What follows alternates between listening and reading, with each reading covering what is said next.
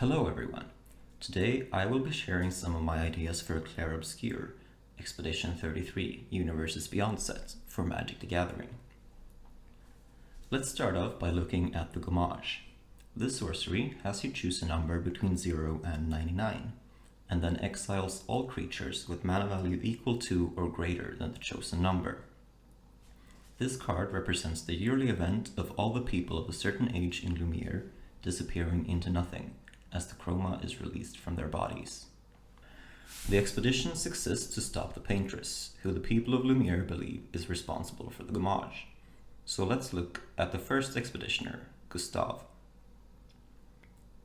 Gustav is inventive, and his combat style in the game involves building up charges, and then unleashing a devastating attack based on the amount of charges he has built up.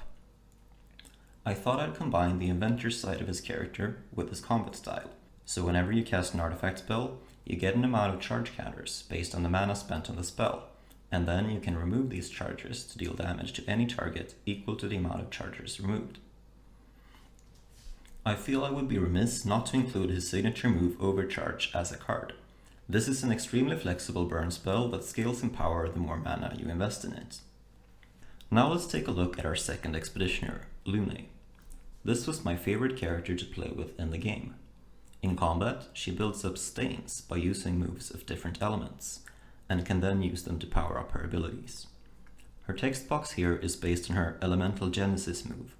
It requires a stain of each type to use, and then unleashes a devastating multi-hit attack on all enemies. So when you cast a spell with either white, blue, red, or green in its casting cost, you get a stain of that color.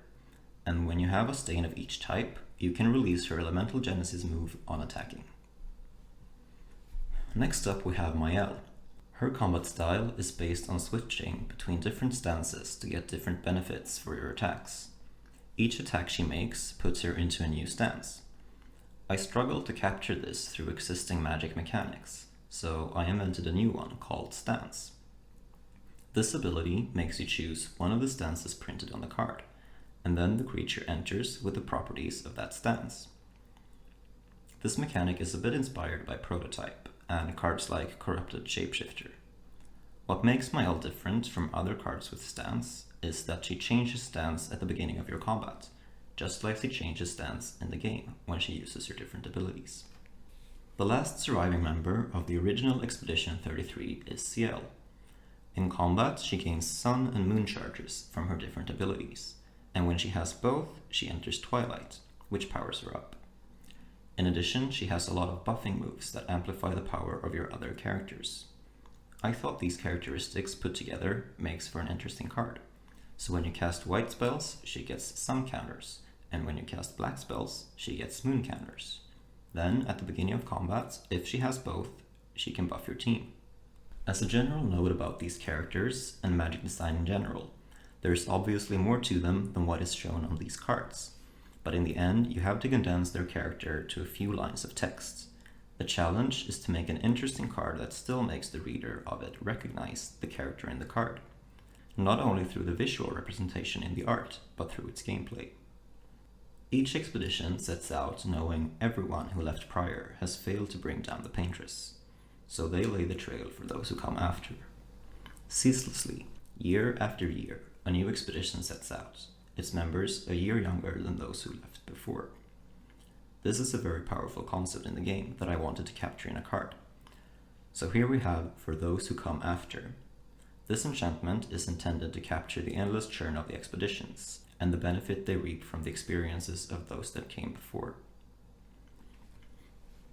As a note about this card, the fact that you put the cards revealed on the bottom in any order is deliberate. It would let you stack your deck rather easily if the deck is built for it, and whether that is too powerful or not would have to be playtested. There are easy fixes to the card if that were the case, but I like the flavor of allowing you to know what's coming to some degree. Next up, let's look at Verso. In combat, he builds up perfection by dealing damage and not taking any himself, which boosts his power.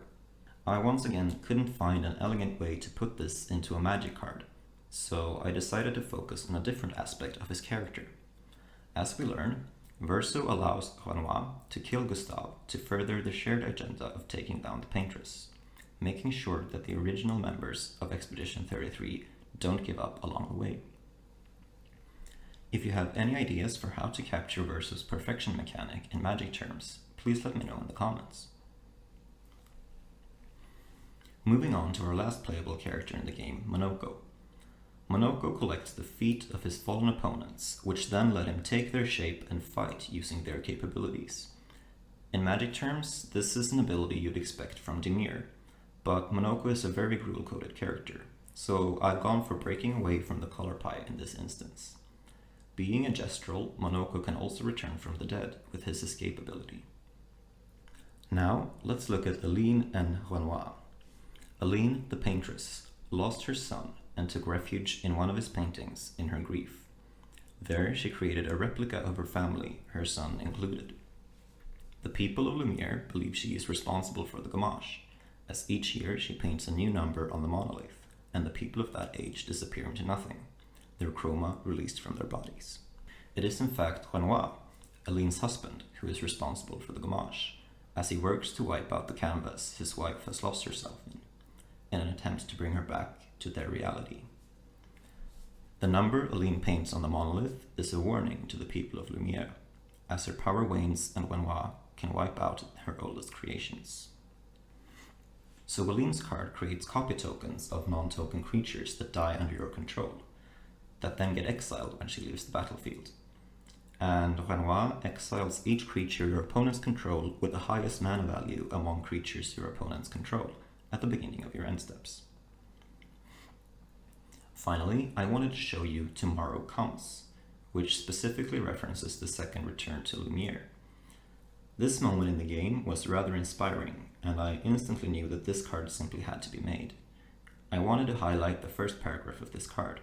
We've already seen spells that are free if you control a commander, and initially I had that text on this card.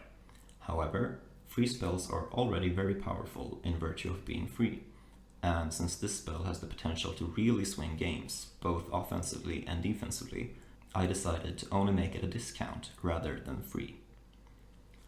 I hope you enjoyed this look into how Clair Obscur Expedition 33 could be translated into Magic. Please let me know what you think about the cards in the comments, like the video, and subscribe. And as always, have a good day!